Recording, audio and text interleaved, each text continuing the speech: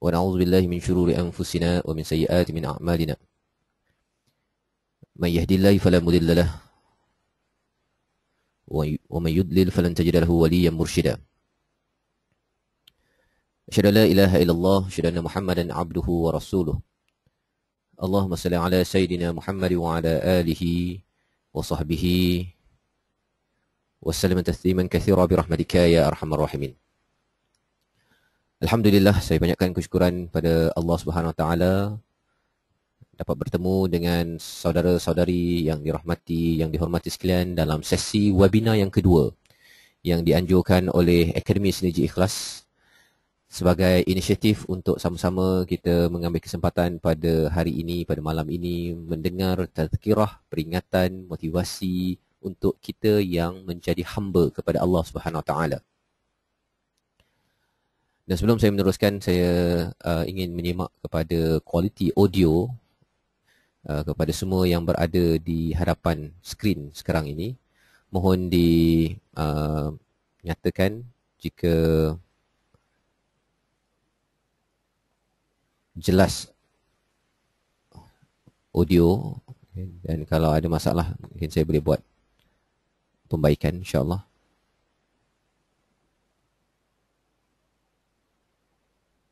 Hanya type di kotak soalan ataupun chat yang ada tu ya. Mohon kalau audio jelas kita alhamdulillah. Kalau tidak kita mungkin akan buat adjustment insya-Allah.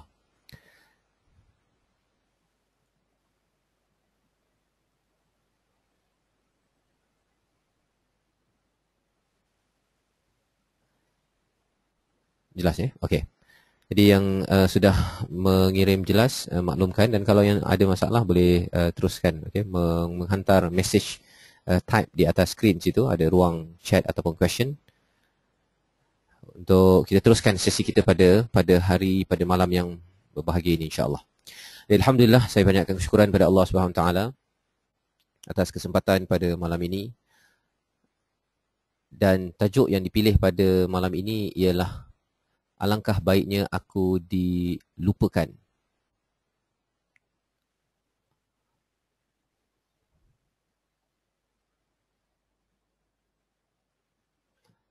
Jadi tuan-tuan, saudara-saudara yang dirahmati Allah sekalian, mengapa tajuk ini dipilih pada hari ini? Salah satunya adalah untuk kita mengambil sedikit pengajaran daripada salah satu surah di dalam Al-Quran. Ketika saya membaca surah Al-Kahfi diikuti dengan surah Maryam, surah ini mempunyai satu perkara yang amat-amat menarik untuk diperhatikan.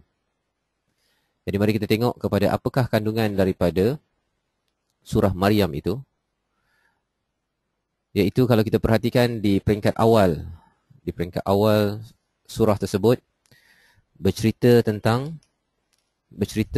Nabi Zakaria.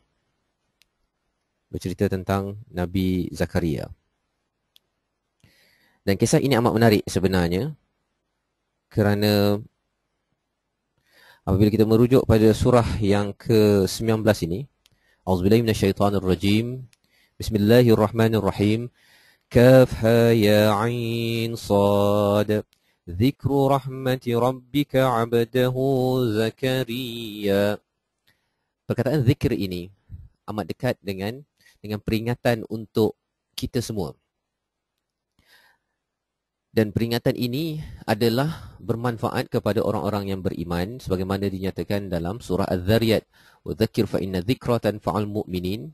Beringatlah kamu kerana memberi peringatan itu adalah bermanfaat kepada orang-orang yang ingin percaya, yang beriman kepada Allah Subhanahu taala.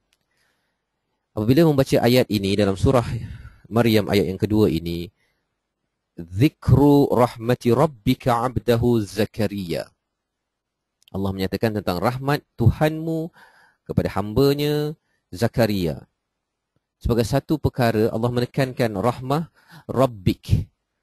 Bila bercakap tentang Rabbik ini, maksudnya ini adalah satu peringatan penting, mengingatkan kembali kepada rahmat Tuhanmu. Tuhanmu ini maksudnya tuan-tuan, saudara-saudara yang dirahmati Allah sekalian, untuk semua. Sama ada yang Islam ataupun yang tak Islam, Tuhannya tetaplah Allah Subhanahu Wa Taala. kepada hambanya yang bernama Zakaria. Permulaan ayat ini adalah amat meruntun jiwa. Kerana ada peristilah di situ, zikru rahmati rabbika 'abdahu Zakaria. Salah satunya ialah kita tahu bahawa rahmat itu penting, besar, dan rabbik itu adalah besar. Tetapi bila zikru itu diletakkan di peringkat awal ayat ini, ia menunjukkan satu penekanan kepada kita semua. Apabila kita bercakap tentang seorang hamba Zakaria, Nabi Zakaria AS, ia adalah satu peringatan yang besar sehingga kan Allah meletakkan zikru itu sebagai satu peringatan, penekanan kepada kita yang membaca surah ini, dan sudah pastinya ada sesuatu yang penting.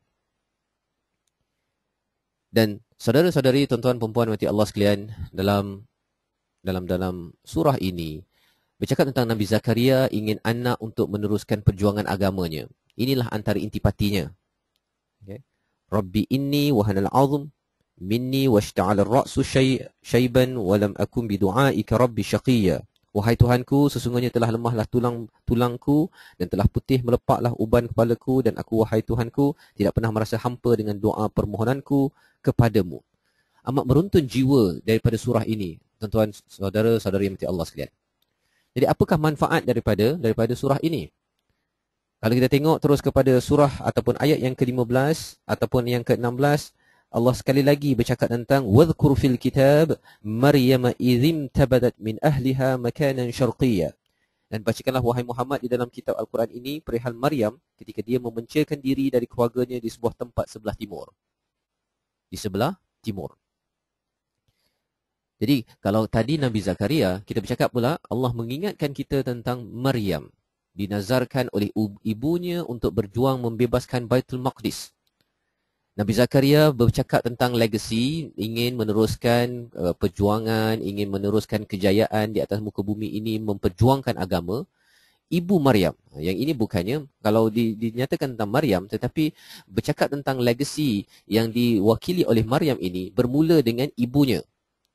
Bagi ibu-ibu yang mendengar sekarang ini, bahawa ibu apabila mempunyai mentaliti untuk meninggalkan legacy, maka ia bukan sekadar ibu itu menjaganya, tetapi apabila diizinkan, didoakan kepada Allah SWT, ia diteruskan. Okay. Kita berdoa untuk menjadi mata rantai membina legacy sebagaimana ibu Maryam menyatakan, sebagaimana dalam surah Ali Imran, auzubillahi minasyaitonirrajim, idh qalat imra'atu Imran rabbi inni nadhartu laka ma fi batni muharraran fataqabbal minni innaka antas samiul alim. Ini adalah contoh seorang ibu, isteri kepada Imran berkata, Tuhanku, rabbi inni nadhartu, aku bernazar kepadamu anak yang ada dalam perutku, kandunganku ini sebagai seorang yang bebas. Okay. Muharraran, yang akan membebaskan urusan Baitul Maqdis.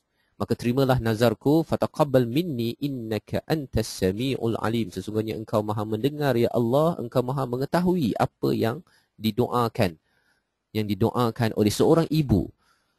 Pada tuan-tuan perempuan yang mati Allah sekalian, kalau tuan-tuan sebagai bapa, maka perlu berbincang dengan si ibu, isteri agar mempunyai doa ini.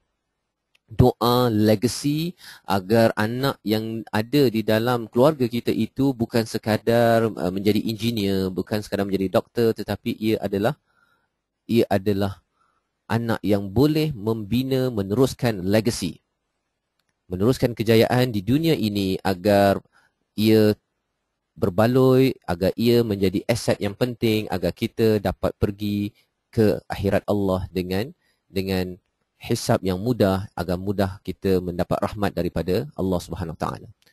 Tuan-tuan, perempuan, mati Allah sekalian, jadi saya mulakan dengan surah Maryam ini kerana surah Maryam ini ada bercakap tentang legasi Nabi Zakaria, ada bercakap tentang legasi yang didoakan oleh ibu Maryam, tetapi Allah suruh ingat kepada Maryam kerana perjuangan legasi itu, perjuangan legasi oleh Nabi Zakaria dan Maryam ini adalah dua perkara yang memang tough. Untuk membina kejayaan legasi ini, tuan-tuan, kita mengharapkan, kita ingin hidup lama, kan? Kita ingin hidup lama. Tuan-tuan yang mendengar hari ini sudah pastinya ingin meninggalkan kejayaan agar di dunia ini banyak pahala-pahala yang kita bina, manfaat yang diberikan kepada manusia agar pahala itu menjadi salah satu asbab untuk kita memohon rahmah daripada Allah Subhanahu taala. Dan orang yang nak membina legasi biasanya apa? Tuan-tuan sekalian, dia ingin diingati. Ingin dikenang-kenang, kan? Ingin dikenang-kenang itu kerana kita ingin sebagai seorang manusia. Sebagai seorang manusia. Tetapi bila bercakap tentang perkara ini, kita memberi fokus kepada kisah Maryam. وَاذْكُرْ فِي الْكِتَابِ مَرْيَمَ إِذِ انْتَبَذَتْ مِنْ أَهْلِهَا مَكَانًا شَرْقِيًّا فَاتَّخَذَتْ مِنْ دُونِهِمْ حِجَابًا فَأَرْسَلْنَا إِلَيْهَا رُوحَنَا فَتَمَثَّلَ لَهَا بَشَرًا سَوِيًّا. Kita bercakap tentang Maryam yang dinazarkan, yang berada di mihrab, yang beribadah kepada Allah SWT, tetapi pada satu masa datang seorang lelaki yang sempurna bentuk kejadiannya, bashar. Okay?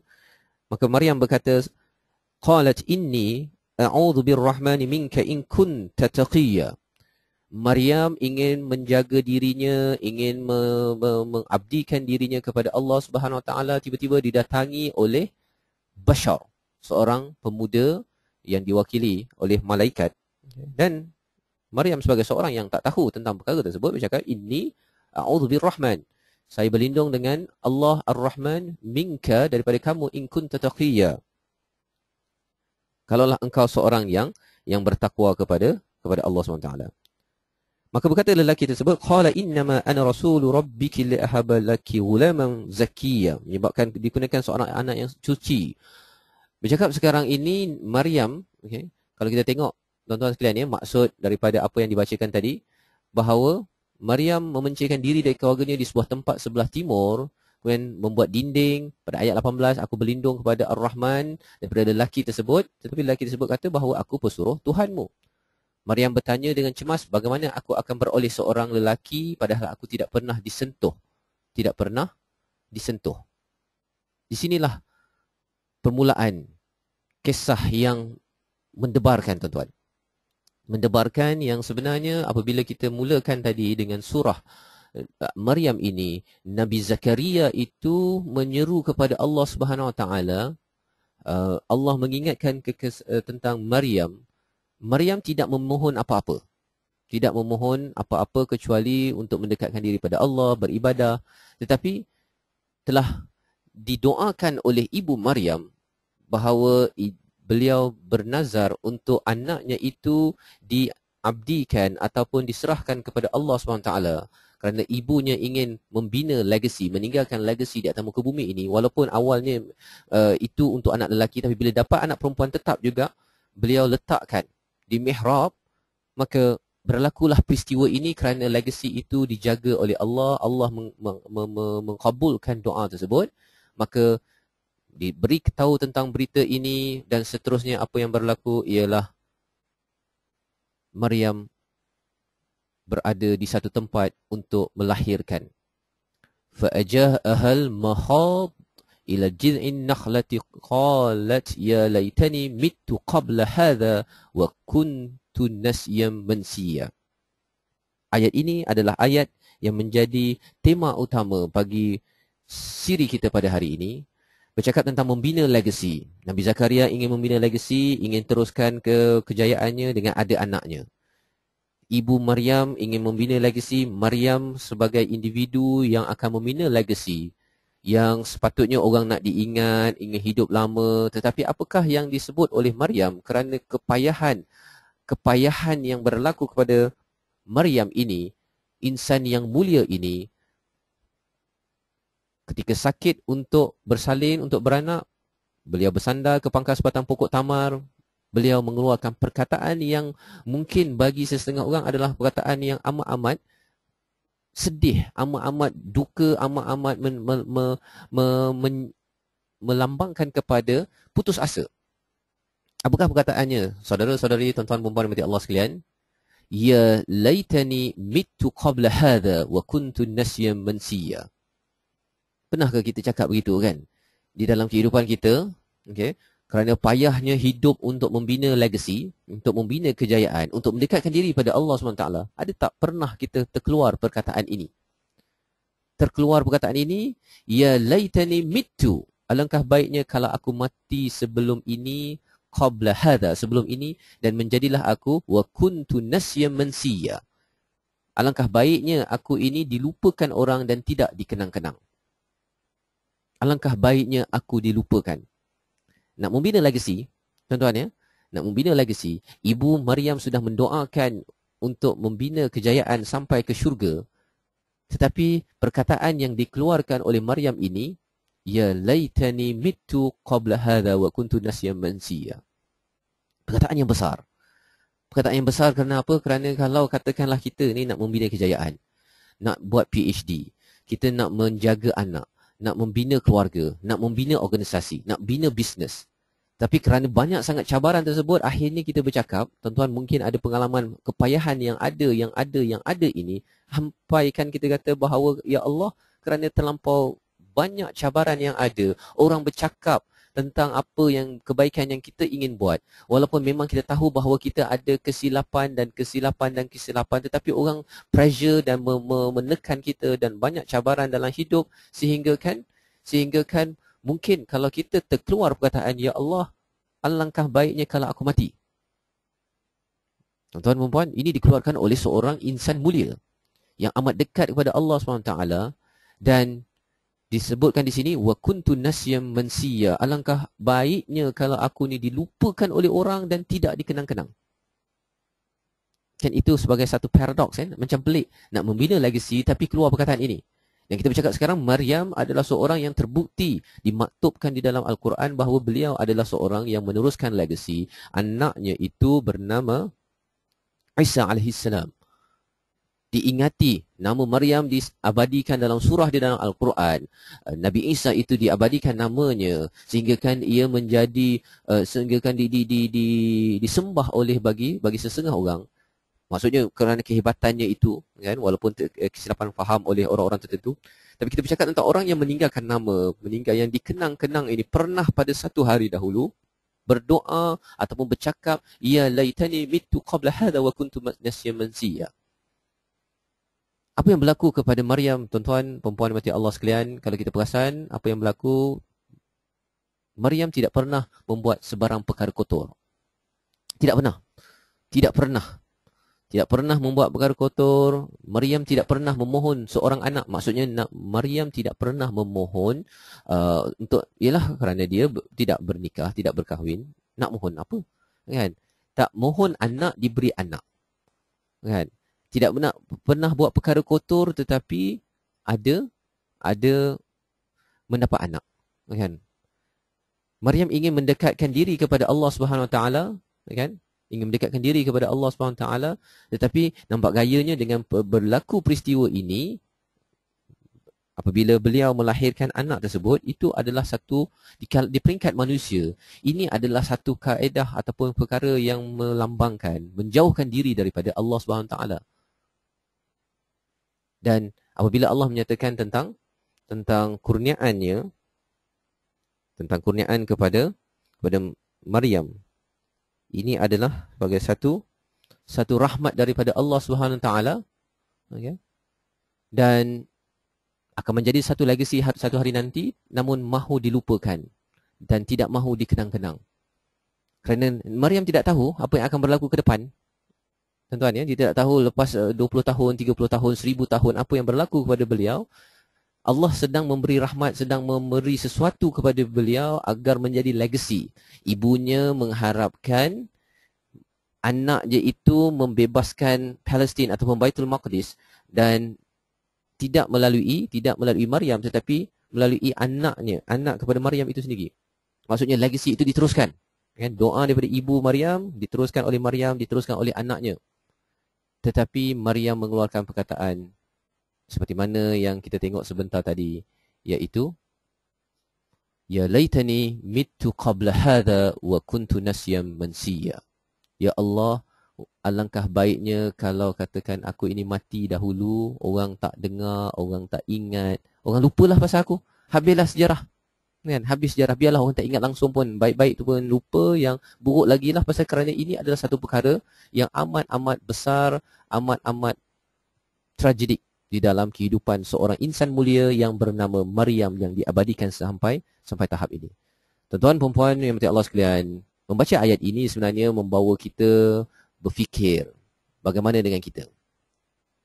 Bagaimana dengan kita apabila kita bercakap tentang pernahkah kita membuat sesuatu kesilapan, ataupun pernah tak kita buat sesuatu yang kotor? Kan? Kesilapan ataupun buat sesuatu yang kotor. Sudah tentunya Maryam tidak, tetapi kita pernah, kan? Kalau tak kotor sangat pun silap. Kan? Dosa banyak, kan? Dosa banyak. Ataupun pernah tak kita memohon untuk mendapatkan pelbagai perkara dalam kehidupan? Maryam tidak memohon untuk mendapat anak.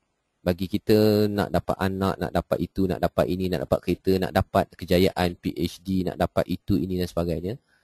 Dan pernah tak kita benar-benar ingin dekat dengan Allah SWT, kerana Maryam ingin dekat dengan Allah SWT, berlindung, a'udzubirrahman, memang betul-betul menjaga amalannya.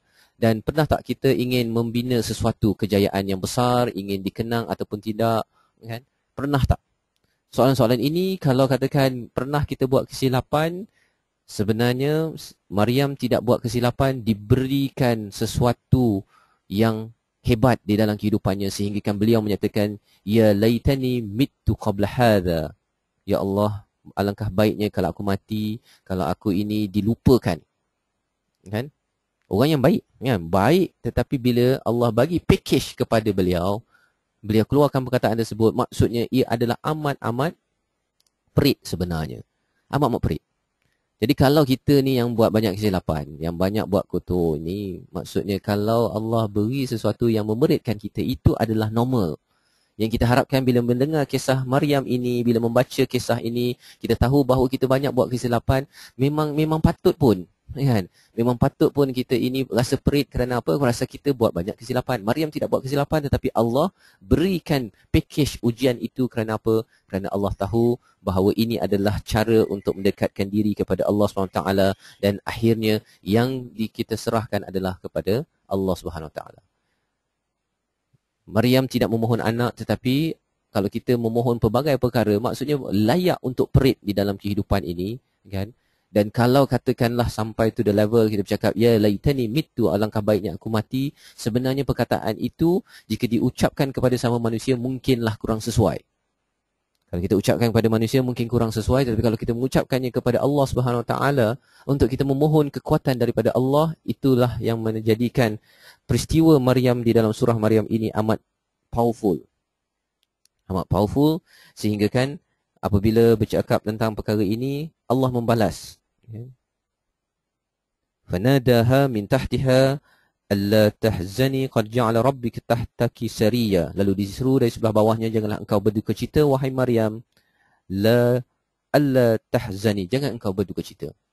Tuan-tuan, kalau kita ada kepayahan dalam hidup ini, kalau kita benar-benar ingin dekat dengan Allah, ada keperitan, kalau kita ingin bina legasi kejayaan, orang bercakap itu, ini dan sebagainya, kita tahu bahawa memang kita silap. Memang kalau kita silap, kita yakin bahawa kita layak untuk rasa perit di dalam kehidupan. Tetapi kita tahu bahawa peritnya kita itu tidaklah sampai seperti Maryam. Sehingga kan beliau menyatakan, ya laitani mittu qabla hadha. Ya Allah, alangkah baiknya aku mati ataupun aku dilupakan. Kalau kita ada mentaliti tersebut, kita rasa macam dah tak mampu dah nak hidup, ataupun kita rasa tak payahlah orang ingat lagi pasal aku ini, kita kembalilah balik semula mengingati kepada kisah Maryam, wanita hebat di dalam sejarah. Inilah kaedahnya bila kita membaca surah Maryam sebagai satu penyejuk jiwa kepada kita. Sebagaimana juga Nabi membaca surah Al-Kahfi itu untuk memahami tentang cabaran-cabaran Yahudi yang bertanya pelbagai soalan, untuk rasa bahawa ketika berdakwah ini amat susah, amat sukar, tapi akhirnya bila mengingati kepada Ashabul Kahfi, mereka sampaikan masuk ke dalam gua, sampai dikejar oleh pemimpin ataupun raja pada waktu itu. Cerita-cerita itu sebagai satu ubat bahawa kita berada pada jalannya untuk bertemu dengan Allah Subhanahu Wa Taala. Tuan-tuan dan puan, Allah akan sentiasa menjawab perkara apa yang kita buat. Allah sentiasa akan membantu kita dengan syarat kita mengambil manfaat daripada kisah Maryam ini. Dan itu sebabnya dalam siri ini saya bawakan tentang alangkah baiknya aku dilupakan. Kerana kalau ada cabaran dalam hidup kita, kita berhenti bimbang. Okay, bimbang tetap ada, tetapi kita ingin live, ingin hidup dengan kaedah yang terbaik. Ini adalah buku yang ditulis oleh Abdullah bin Sa'id Al-Zahrani. 40 cara bagaimana hidup dengan berjaya, dengan gembira, yang saya cadangkan pada tuan-tuan mungkin boleh cari. Okay, dan ini antara tajuk-tajuknya. Okay, tajuk-tajuknya yang menarik untuk dibaca, untuk kita lebih dekat dengan Al-Quran dan memahami bagaimana untuk menguruskan legacy, dalam membina legacy. Salah satu daripada tajuk ini, Leave the Envious to Himself, kerana Allah menyatakan di dalam Al-Quran, Auzubillahi minasyaitonirrajim, alladzina yunfiquna fis sarra'i wat dharra wal kadhimina al-ghaidh wal 'afina 'anil nasi wallahu yuhibbul muhsinin. Untuk kita membina legacy, sudah tentu kita nak buat yang terbaik. Kita nak menjadi orang yang buat ihsan, muhsinin. Maka salah satu kemahiran untuk kita membuat legacy, membina legacy. Kadang-kadang ada orang yang dengki, yang tak suka dengan apa kebaikan yang kita buat. Okay, mungkin pasal ada kaitan dengan kesilapan yang pernah kita buat sebelum ini. Maka orang tak dapat asingkan di antara kebaikan dan keburukan tersebut. Maka salah satu pedoman yang penting yang dinyatakan oleh penulis buku ini, Syekh Abdullah, ialah menahan kemarahan. Kita boleh nak balas. Kita boleh nak balas kepada orang-orang yang mengganggu usaha kita membina legacy. Seperti mana Maryam sebentar tadi disoal oleh orang-orang kampung, macam mana pula kamu ni boleh ada anak apa sebagainya ni, kan? Dipersoalkan. Padahal itu adalah kurniaan daripada Allah Subhanahu Wa Taala. Okay? Maryam adalah orang yang hebat, kan? Jadi kalau kita kurang hebat ini, memang kita bercampur aduk di antara kebaikan dan keburukan, tetapi tidak menjadikan, tidak melayakkan seseorang di dalam kawan-kawan kita dihukum tanpa tentu arah. Beri peluang, kan? Dan aslahu, perlulah dibaikkan di antara seorang mukmin dengan mukmin yang lain. Maka salah satu kaedah untuk menjadikan hidup kita ini lebih bahagia, kan, kita rasa seronok, ialah dengan kita wal kadhiminal ghaidh, kita tahan kemarahan. Istilah kat sini ialah kita telan, bukannya kita tahan saja, kita telan kemarahan kita agar dia masuk, kan? Telan itu maksudnya habis. Ini adalah caranya. Kerana apa? Kerana kita tahu bahawa kita mencari redha hanyalah daripada Allah Subhanahu Wa Taala, sebagaimana dinyatakan di dalam surah Muhammad. الذين محمد رسول الله والذين معه أشداء على الكفار رحماء بينهم تراهم ركعا سجدا يبتغون فضلا من الله ورضوانا. Siapakah orang yang bersama dengan Nabi sallallahu alaihi wasallam? Mereka itu mengharapkan keredaan daripada Allah Subhanahu Wa Taala sahaja. Memang ada kesilapan di peringkat sahabat. Sahabat bukannya maksum, tuan-tuan, ya. Tidak maksum. Apatah lagi kita sekarang ni banyak kesilapan dalam nak membina kejayaan. Di dalam rumah tangga ada kesilapan, di dalam organisasi ada kesilapan, di dalam medan dakwah ada kesilapan. Tetapi apabila kita cuba kembali pada Allah, masih ada lagi orang yang dengki, masih ada lagi orang yang nak buat sesuatu yang tak baik kepada kita yang nak membina kejayaan legacy ini. Biarkan kita doa, kita harapkan, kita betulkan niat, kita ingin mendapat keredaan hanya daripada Allah Subhanahu Wa Taala. Tanpa menafikan kita kena baiki, kan? Tapi kalau kita nak baiki dalam masa sama nak please ataupun nak memuaskan hati sesama manusia, apatah lagi orang yang dengki dengan kita, maka dinyatakan oleh Syekh Abdullah ini ialah please people, okay? People do not stone a dead dog. Ini ganas sikitlah dia punya ayat ni, tuan-tuan, ya. Manusia tidak akan melontar atau membaling kepada anjing yang mati. Okay? Dan orang yang biasa tidak ada orang yang dengki ataupun yang iri hati, nak cakap belakang, nak menjatuhkan orang lain. Sehingga kan Nabi Musa pernah memohon pada Allah SWT, jauhkan daripada orang-orang yang menyakiti beliau. Tapi Allah membalas, wahai Musa, aku mencipta mereka, aku menjaganya, dan mereka masih lagi tetap menyakitiku, iaitu dengan tidak beribadah, tidak kembali kepada Allah SWT. Jadi ini adalah antara intisari daripada buku yang bertajuk Stop Worrying and Start Living. Okay. Ada beberapa tajuk, banyak tajuk, tapi saya letakkan 1 hingga 6 ni, tuan-tuan, untuk mungkin di sebelum kita berakhir ini, ialah saya ingin recap balik bahawa alangkah baiknya aku dilupakan adalah satu perkataan yang dikeluarkan oleh Sayyidatina Maryam, kan? Oleh Maryam yang menjadi insan wanita yang hebat dalam sejarah, okay?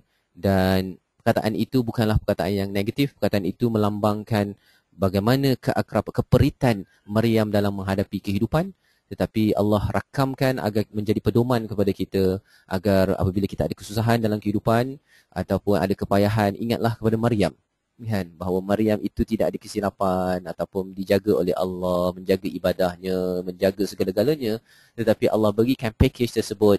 Apatah lagi bagi kita yang banyak kesilapan, Allah bagi package tersebut bukan apa? Kerana ingin memastikan kita ini insya-Allah makin dekat dengan Allah. Jadi kita kuatkan semangat. Okay? Kuatkan semangat. Kalau ada orang yang tak puas hati ke apa sebagainya, kuatkan semangat kerana ini penting. Kerana ini penting agar kita mampu membina legacy nun sampai ke syurga Allah SWT. Jadi tuan-tuan sekalian, ini sahaja sedikit tazkirah peringatan pada malam ini, dan saya bawakan 6 tajuk ini. Minta tuan-tuan typekan di dalam kotak soalan ataupun chat tersebut. Tuan-tuan minat tajuk yang mana untuk kita bincangkan pada minggu-minggu yang akan datang. Okay, pada siri yang akan datang, saya bertarget untuk membuat webinar yang ketiga, insya-Allah. Mana satu yang tuan-tuan minat untuk dibahaskan, kita minta undi lah daripada semua pendengar. Kalau nombor 1 ke, nombor 2 ke, nombor 3, 4, 5, 6, okay, ataupun tajuk lain lah kalau ada. Kerana saya yakin bahawa tajuk-tajuk ini semuanya berteraskan pada Al-Quran dan Sunnah. Kita ingin dapatkan panduan bagaimana menguruskan marah, bagaimana kalau kita rasa macam kita ni tak berbaloi, kan, tak ada ataupun kita ni rasa sedih ke, bimbang ke apa ke. Jadi kita nak tengok daripada Al-Quran bagaimana ia menyelesaikannya. Okay? Jadi tuan-tuan boleh undi di situ 1 hingga 6, mana satu yang ingin diberi perhatian, dan insya-Allah pada webinar akan datang saya akan maklumkan bagaimana kita akan pilihlah, kita akan ambil satu tajuk. Sesi kita ringkas tuan-tuan, ya. Sesi kita tak sampai 1 jam sebagai ruang untuk kita tazkirah tak payah panjang-panjang pun, kan. Dan kalau ada soalan, saya persilakan kepada semua untuk typekan di atas skrin tersebut, okay. Kalau ada sebarang persoalan pada hari ini, insya-Allah. Okay, silakan.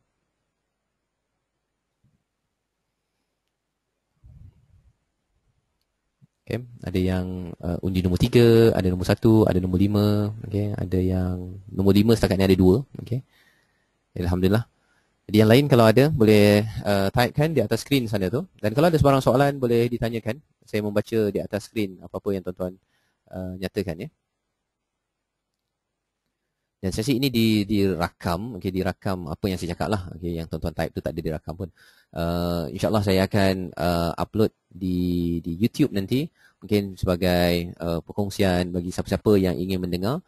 Dan insyaAllah harapnya kita dapat terus ke hadapan mendengar tazkirah ringkas-ringkas ini sebagai aktiviti bermanfaat kita untuk menguatkan diri kita, membina legacy dalam kehidupan. Okey, jadi tuan-tuan boleh memberi undian, okey, insya-Allah. Dan terima kasih saya ucapkan pada semua yang sudi hadir pada hari ini. Mungkin ada satu pengumuman daripada pihak Akademi Seniji, program yang dirancang bermula pada minggu hadapan, tuan-tuan, ya. Mungkin program ini pun akan dibawa kepada masa seperti mana yang tertera di atas skrin sana tu, program rekonstitusi ummah, iaitu kita target di bilik seminar Akademi Seniji Ikhlas di Bangi Gateway. Kita melaksanakan program offline, okay, offline, tetapi bagi tuan-tuan yang mungkin tak dapat datang dan sebagainya, kita akan buat sesi online webinar harapnya kalau tak ada masalah, di mana 8 hingga 8.30 adalah sesi ibrah daripada Al-Quran. Okay, tajuk-tajuk yang tuan-tuan undi sebentar tadi itu, kita akan buat program offline. Okay, offline tu maksudnya boleh datang ke Bangi. Tapi bagi yang tak dapat, kami akan usahakan untuk membuat webinar, okay, 8 hingga 8.30 ataupun sampai Isyak. Kemudian bagi sesiapa yang masih lagi berminat untuk program keusahawanan, ini adalah kerjasama dengan Goldmine Evolution, satu syarikat training consultant, akan melaksanakan memanggil beberapa orang trainer, okay, bertukar dari setiap minggu, ya. Kita buat program ini insya-Allah setiap minggu. Jadi akan ada perubahan demi perubahan tajuk. Untuk siri ini, webinar ini akan disekalikan. Okay, jadi bagi tuan-tuan yang ada kawasan Bangi nak datang pada setiap hari Rabu, ahlan wa sahlan. Okay, sembahyang maghrib, kemudian kita mendengar ibrah Al-Quran berdasarkan tajuk pilihan sebentar tadi, insya-Allah. Dan bagi sesiapa yang ingin belajar tentang keusahawanan, bisnes secara ringkas, boleh hadir antara jam 9 hingga pukul 10.30. Jadi sesi online hanyalah untuk siri ibrah. Bagi sesi keusahawanan, kerana ia melibatkan training, jadi ia hanyalah dibuat secara offline. Jadi mohon doa daripada semua untuk program ini berjaya. Dan ada satu soalan di sini. Okay. Bagaimanakah mahu menghadapi saat-saat kritikal dalam hidup? Saat kritikal dalam hidup. Jadi yang saat-saat kritikal ni sebenarnya kalau Allah Alam saya sebenarnya bila cakap tentang kritikal ni macam-macam kan.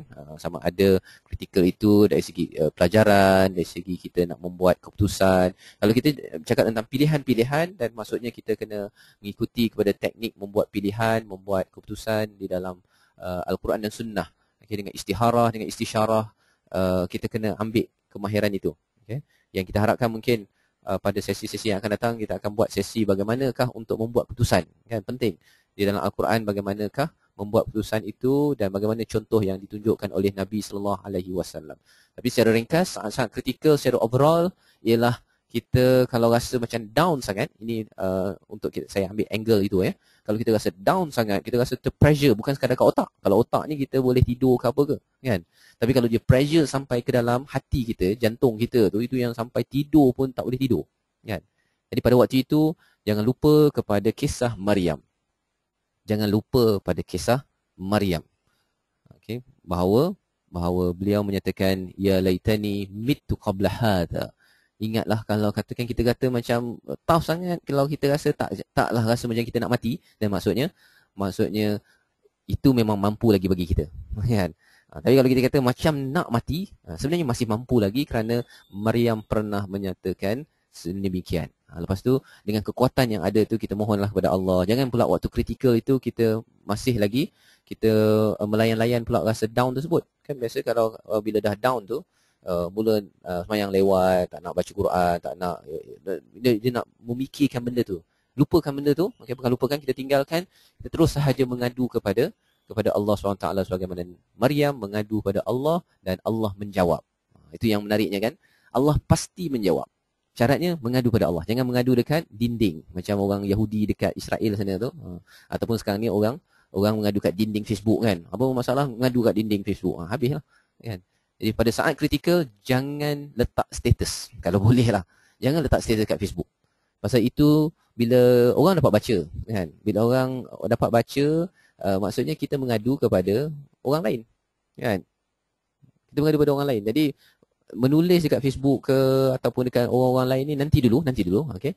Terus dulu mengadu kepada Allah SWT waktu kritikal. Kemudian lepas tu kalau rasa perlu tanya kaunselor ke pasal tak dapat nak buat keputusan ke apa ke, ahlan wa sahlan lah. Okey. Tapi memulakan bismillah dengan Allah SWT adalah penting dalam menghadapi saat kritikal. Wallahu alam. Soalan seterusnya, alangkah baiknya jika aku dilupakan, itu bukan nada mengeluh ke? Tuan bertanya soalan ya. Saya melihat kepada beberapa rujukan.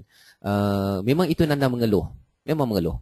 Tetapi mengeluh kepada Allah ni okey. Kan? Kita mengeluh, ya Allah aku ni sakit, ya Allah tolonglah, ya Allah dah lama, ya Allah aku mengharapkan hujan, tolong ya Allah aku tidak akan berganjak kecuali hujan diturunkan kerana aku yakin engkau saja yang menurunkan hujan.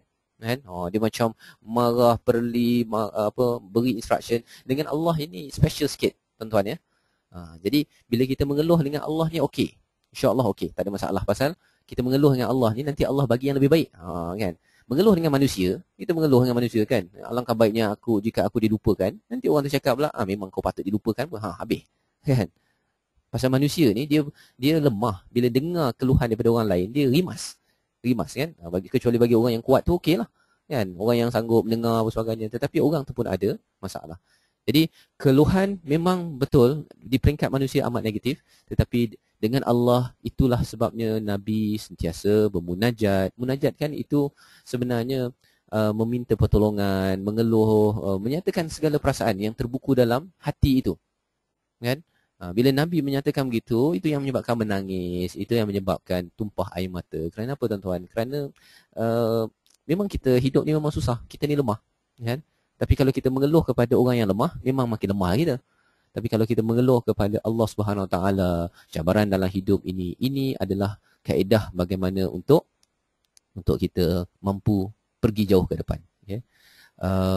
Satu lagi yang disampaikan sini, adakah sangat perlu untuk berada dalam jemaah agar perasaan keseorangan? Berada dalam jemaah ni penting, tuan-tuan sekalian ya. Tetapi di dalam surah Saba, okay, ini disentuh oleh Ustaz Rizal memberi komentar kepada Thaqafah Ad-Da'iyah, program yang akan dibuat pada bulan April nanti insya-Allah. Salah satu daripada perkara penting dalam kita nak menguatkan diri kita kepada Allah SWT ialah kita kena berfikir mathna wa furada, berdua ataupun seorang-seorang. Okay. Ketika kita nak menguatkan Allah dalam diri kita, berdua ataupun seorang-seorang. Okay. Ini penting tuan-tuan ya. Mengapa ditekankan? Dan Yusuf Qaradawi, Dr. Yusuf Qaradawi memberi penekanan itu. Kerana apa? Kerana bila kita dalam jemaah ramai-ramai, kita meeting ke, kita mengadu ke, bincang ramai-ramai, ini kadang-kadang tak ke mana pun. Okay. Kalau boleh berdua ataupun wa furada, seorang-seorang. Kita kena bincang dengan orang yang boleh kita percaya, kan? Percaya seorang-seorang. Kalau katakan orang yang satu lagi tu tak boleh beri jawapan, akhirnya kita fikir seorang-seorang. Seorang-seorang tu kita terus mengadu kepada Allah Subhanahu Taala, kan? Kalau kita berbincang berdua tu pun, berdua itu orang yang satu lagi itu perlu membawa kepada Al-Quran dan Sunnah. Bukannya pendapat saya, awak kena begini, tak cukup. Okay? Perlu kembali balik kepada Allah biar diingatkan. Ialah kita kadang-kadang tension ke apa ke, terlupa ayat Al-Qurannya, rujukannya, minta diingatkan. Tapi kalau orang satu lagi tu tak membawa kepada Allah SWT, dan tak payah, kita buat seorang-seorang. Okay? Kerana apa? Kerana personality masing-masing itu, dia tahu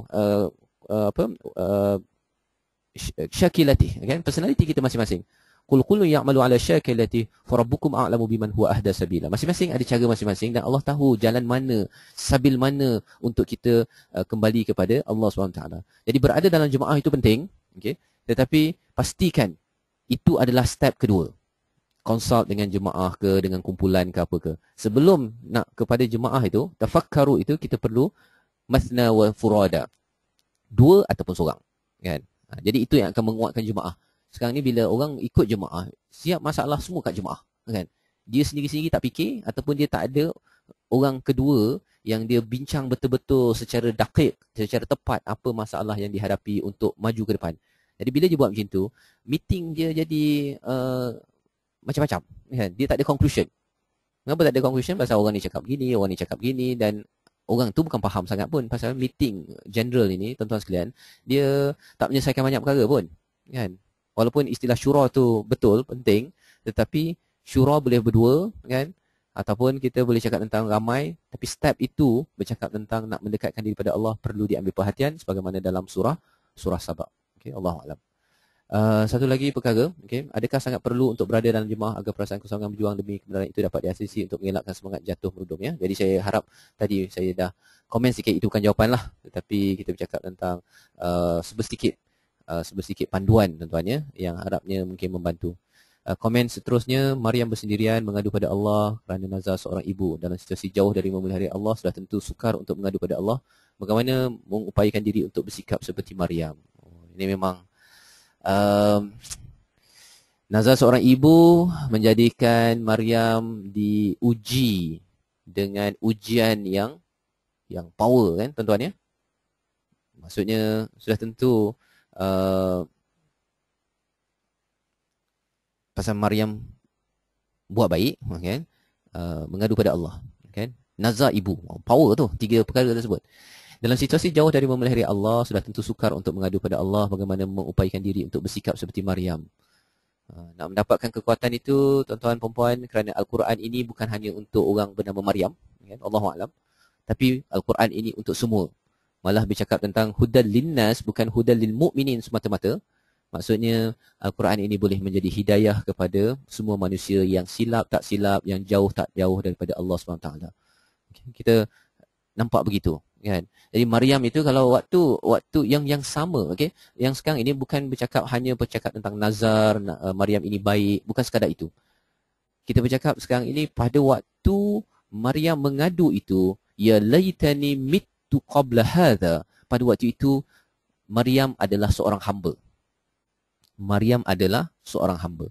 Jadi kalau kita, kita semua tuan-tuan, jauh daripada Allah. Yang penting jangan lupa kita ini adalah seorang hamba. Jangan lupa, kan? Jangan lupa wa ma khalaqtul jinna wal insa illa liya'budun. Jangan lupa kita hamba. Maka kalau kita rasa kita hamba, dan maksudnya insya-Allah bila kita mengadu kepada Allah, kita yakin Allah tidak zalim kepada hambanya yang memohon. Wa idza sa'alaka ibadi anni fa inni qarib. Kan? Allah menyatakan, apabila disoal, ditanyakan daripada hamba-Ku tentangku, maka Allah kata bahawa aku ni dekat. Hamba itu tidak semestinya yang terus macam Maryam, kan? Bukan semata-mata kerana Maryam. Maryam ini lambang kepada, bukan kerana dia ni kuat ibadahnya, ibu bernazar. Itu kefahaman yang lain, yang tambahan, yang menguatkan lagi. Tetapi yang sama antara kita dengan Maryam ialah kedua-duanya adalah hamba yang memerlukan Allah pada setiap masa. Maka kita harapkan bila kita buat silap, kita sedar kita hamba, kan? Jangan kita waktu kita silap tu kita rasa macam kita ni dah tak ada dah, Allah tak boleh dah, kita bukan hamba Allah, kan? Ataupun rasa tak ada harapan, kan? Kita tak boleh dapat rahmat daripada Allah. Jadi perkara itu perlu kita masukkan ketika kita tersilap, insya-Allah. Ada guru Nabi Zakaria dalam situasi contohnya ayah suami tidak memainkan peranan qayyam, okey. Jadi sama ya, ada kaitan dengan soalan tadi. Kalau suami ke ayah ke tidak melaksanakan tugas, sekali lagi surah ataupun peristiwa Zakaria dan Maryam itu adalah peristiwa hamba. Itu kesamaannya ada pada kita. Pasal kalau Nabi, orang yang bertapa di mihrab, yang beribadah di mihrab, mungkin kita jauh lah, tuan-tuan. Okay. Tetapi kerana kita tahu bahawa Al-Quran ini adalah huda kepada semua manusia, dan ia disimpulkan kalau kita tengok pada kisah Zakaria tadi, abdahu, kan, tentang hambanya, kita sama di bahagian hamba. Di bahagian hamba, bila sama saja, Allah tidak akan jauh. Allah tetap dekat. Kita je yang menjauhi Allah, kan. Tetapi bila kita sedar kita hamba, fa inni qarib, dan harapnya Allah menjawab kepada apa yang kita doakan, yang kita perlukan pertolongan daripadanya, dan diberikan kekuatan dalam melayari kehidupan. Jadi terima kasih pada semua atas perkongsian, pertanyaan, dan insya-Allah kalau ada soalan-soalan lain nanti boleh di-emailkan pada kami di Akademi Sniji. Harapnya ruang ringkas perkongsian Ibrah ini memberi manfaat, dan mohon diwawarkan pada kawan-kawan lain, ataupun nanti bila kami uploadkan di YouTube nanti sedikit ini boleh dimanfaatkan, kerana kita ingin dekat dengan Al-Quran, kita ingin rasa dekat dengan Allah. Ini tidak lain tidak bukan dengan berpandukan wahyu yang Allah turunkan. Dan Ibrah ini bukanlah kelas tafsir, tuan-tuan ya. Ini adalah kelas program untuk kita mengingatkan antara satu sama lain. Wa dzakir fa inna dzikra. Kita beringat-ingat agar kita menjadi orang beriman yang sentiasa sedar bahawa motivasi terbaik adalah motivasi kita sebagai seorang hamba Allah Subhanahu Wa Taala. Aqauli hadza wa astaghfirullahi wa lakum. Saya ucapkan terima kasih pada semua, dan mohon doa program kita ini dapat diterus pada masa akan datang. Assalamualaikum warahmatullahi wabarakatuh.